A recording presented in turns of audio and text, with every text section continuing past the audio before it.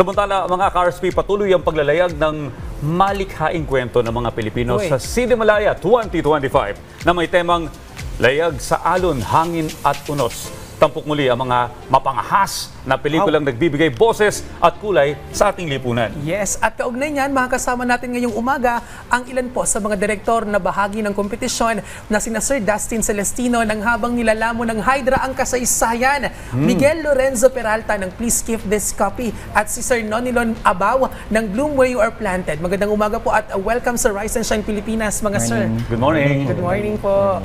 Okay.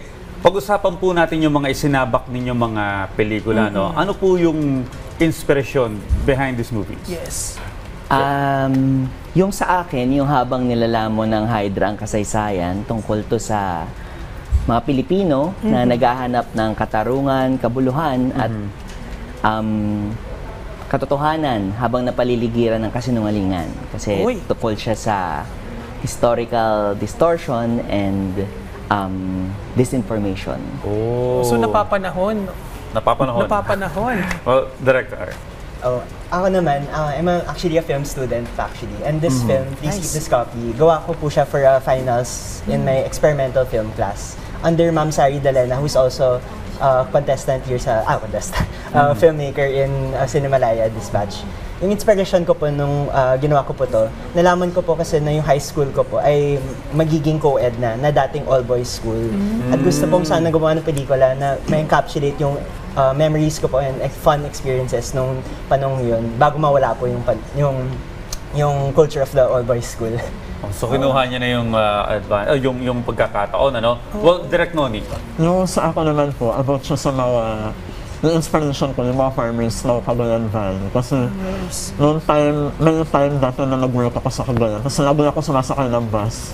Tapos kapag nasa bus ako, parang umaga pala o aga-aga nagtatrabaho na sila. Tapos parang hapon nag-work pa rin sila. So, yun po yung inspiration ng film na Ang maganda sa Cinemalaya kasi, Audrey, yung mga indie films talagang tumatalakay siya sa issue ng lipunan. Like si Sir, napapanahon yung issue sa mga anomalya natin. Ngayon si Sir naman yung magsasaka, yung kinakaharap Dito na nabibigyan sa Cinemalaya ng pagkakataon, no, yung mga baguhan, yung up and coming na mga movies and directors and actors. Like si Sir estudyante pa lang pero kasali na siya. So, mahirap gumawa talaga ng pelikula, no? Ano po yung hamon na kinakaharap niyo bilang direktor sa paggawa ng pelikula at paano niyo po yung hinaharap? Yung production, Yes. no? Siguro sa amin, dahil we implemented scenes with Greek mythology, no? Kasi kasama siya dun sa ginagamit naming metapora sa pag-ulit-ulit ng kasaysayan. Mahirap i-mount yon kasi kailangan namin mag-imagine ng sitwasyon kung saan mapoportray itong mga mito na to gamit ang Pilipino naming cast and magiging convincing pa rin siya. Siguro that's one of the challenges that we faced. Direct. Ako naman, actually, I'm part of the short film competition. And with that, parang yung gusto kong malaman ay paano ko makikuwento ang buong high school experience ko sa maiksing panahon at bukod pa doon, experimental pa. So paano ko may kukwento to na isang malikaing paraan na kakaiba din. Kaya yung mas naging proseso ko po ay ang paggamit ng mga luma kong documents from high school. Like, ayan, yung nakita niyo po ngayon. Marami akong mga naitagong mga memorabilia from that time. Very sentimental kasi po akong tao. So parang hoarder din ako of memory. So yung naisip ko pong perspektibo ay what if yung mga documents na to ay nagsasalita. Kasi pag nakikita ko tong mga naitago ko, parang naririnig ko na naman yung memories ko po nung high school. Parang yun yung feeling na pag nakita mo yung luma mong ID. Pag nakikita ko sa bahay yung luma kong library card, sabi ko hindi na, absolute totoo na. Direct Noni. So ako naman po kasi as a documentary filmmaker, parang dahil maraming subjects, parang kung paano mo siya challenge yung paano mo siya pagbubuin. Kasi syempre iba-iba yung buhay na nakaharap nila, pero dapat nagbubuklod pa rin siya sa dulo. Hindi ba magastos yung paggawa ng film? Saan kayo kumuha ng pondo para sa production nito? Thankfully, merong grants ang Cinemalaya amounting to 1 million and tinapatan ito ng FDCP ng another 1M. So meron kaming seed money na 2 million to start off. And then we're given an opportunity naman, we're given time to look for our own investors who would want to help us with our vision, to fulfill the films that we're trying to make, na pag nakahanap kami ng tamang partners, meron naman kaming capacity para magawa ito ng mga production na to to a level that we can call international, ganyan. Mahirap bang pagkasyahin yung nakakalat na budget? Medyo mahirap siya pagkasyahin. Kamusta kayo, guys? Actually ako, since short film competition, wala pang grant na binibigay. Okay. Sumasali lang kami at pinipili lang ng mga ganong pelikula. At para sa akin actually, kaya ako naisip na kasi magastos nga ang paggagawa ng pelikula. Yung akin po ay actually low budget. Kasi kung tutusin, yung ginamit ko lang ay yung aking archival material. Just pure memories. At natutuwa ako na parang binibigyan pa rin kami ng platform ng Cinemalaya na kahit low budget filmmaking, nirespeto pa rin kami at ang aming kwento as an actual, film that could be shown to an audience. Doon lalabas yung creativity mo. Yes. Wala kang budget or low budget ka, short film naman. Sa iba, challenging yung Challenge cost. po siya, pero kasi sa akin, dahil marami namang nag-advocate para sa farmers, diba? Parang mas madali ako nakahanap ng tutulong sa amin, gano'n, para mabuo yung film. Okay, pag-usapan natin yung interest ng taong bayan to watch your film. Kasi kahit gaano kalalim, kaganda ng mensahe nitong mga pelikulang ito, kung hindi siya relatable at makaka-capture ng imagination ng mga audience, mawawalan sa isa. Hindi bibenta.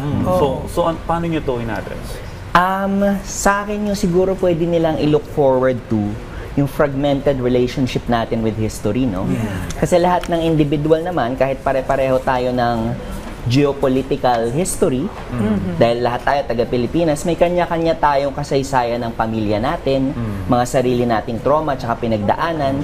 So at the end of the day, no Filipino, regardless of the fact na pare-pareho tayong bansa, magkakaiba pa rin tayo ng kasaysayan, lalo na pag kinonsider na natin yung personal histories natin.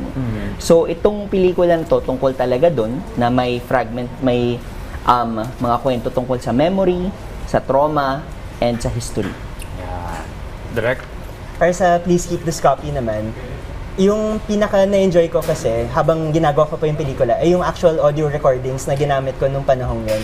Marami akong na-record ng mga sample bites of jokes, mga kalokohan nung high school, especially pag all-boys school. Alam mo na, yung medyo rowdy but at the same time, there's this spirit of youth and playfulness na sobrang na I think mag-resonate sa mga Pilipino, especially considering I'm sure sa experiences natin no high school may ganun din kalokohan, but at that perspective when gusto ko din i-frame yung ganung high school kalokohan in retrospect, in context to a bigger story. Syempre may mga nangyayari sa loob ng classroom pero nakatahi pa rin siya dun sa nangyayari outside the classroom. There's a specific context na pinanggagalingan na nung high school ako, actually 2016 pa. So panahon din nung during that time makikita mo yung relationship nung how we act as classmates but also how it's tied to the bigger picture of society.